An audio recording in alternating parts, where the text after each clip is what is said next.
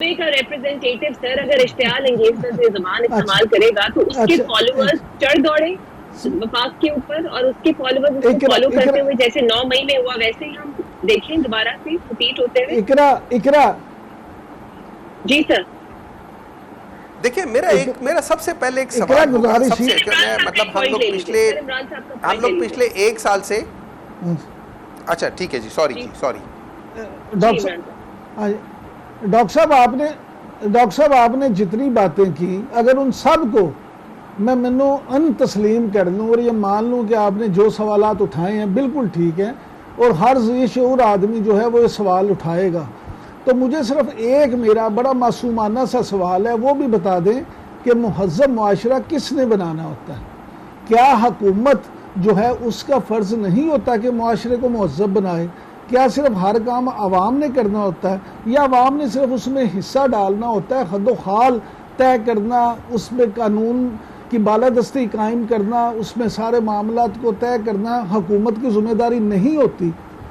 دوسری بات یہ کہ اگر کے پی میں آپ نے اب آپ کی تیسری دفعہ حکومت آ گئی، تو اگر آپ نے کے پی میں صرف ہم کے پی کی بات کر لیں کہ مہذب معاشرہ قائم کر لیا ہے اور دوسرا ملک جو ہے تینوں صوبے وہ نہیں قائم کر سکے، پھر تو آپ کا گلہ بالکل جائز ہے. لیکن گزارش یہ ہے کہ جب کے پی میں بھی حالات اسی طرح سے ہیں، 19-20 کا ہی فرق ہے، تو پھر اور لینگویج جو وہاں کا چیف ایگزیکٹو وزیر اعلیٰ جو مالک ہے، جو اقتدار کا مالک ہے، وہ جو اس طرح کی زبان استعمال کر رہا ہے، اگر آپ وہ اس طرح کی زبان استعمال کرنے کو سمجھتے ہیں کہ یہ مہذب معاشرے کی نشانی ہے، تو پھر میں سمجھتا ہوں کہ اس سے زیادہ تو افسوس کی بات کوئی نہیں ہو سکتی. دیکھیں جتنے سوال آپ نے اٹھائے اس کو تو کوئی بھی جسٹیفائی نہیں کر رہا، وہ سب چیزیں جو ہیں وہ کسی بھی مہذب معاشرے میں نہیں ہوتی، لیکن معاف کیجئے گا یہ رویے بھی کسی مہذب معاشرے میں نہیں ہوتے. آپ کے پاس وفاق میں بھی حکومت رہی ہے، آپ نے اس معاشرے کو مہذب بنانے کے لیے کیا کیا؟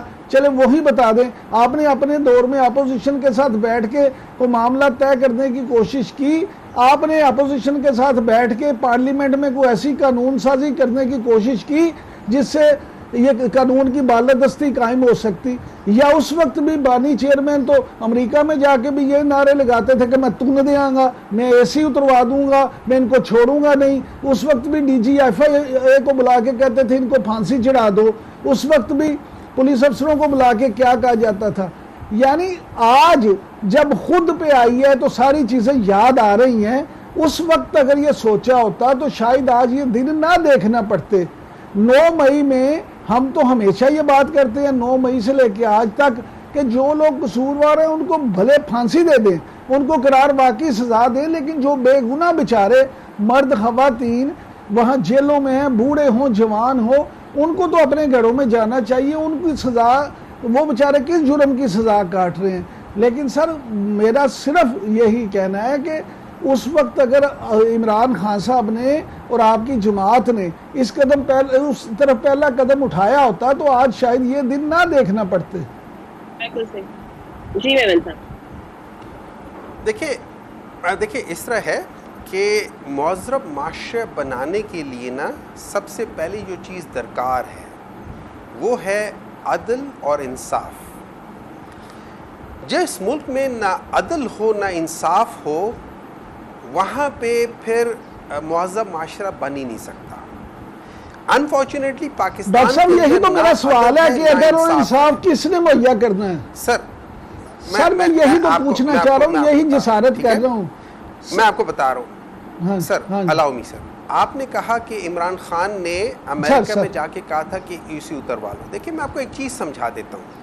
میں ایز اے پرائم منسٹر اگر میں نے کسی کا اے سی اتروانا ہو، میں تقریر میں کہہ دوں اور اس کے بعد اے سی نہ اترواؤں، تو آپ اگر ایک باشعور شخص ہوگا تو وہ سمجھ جائے گا کہ it was for the consumption of the crowd.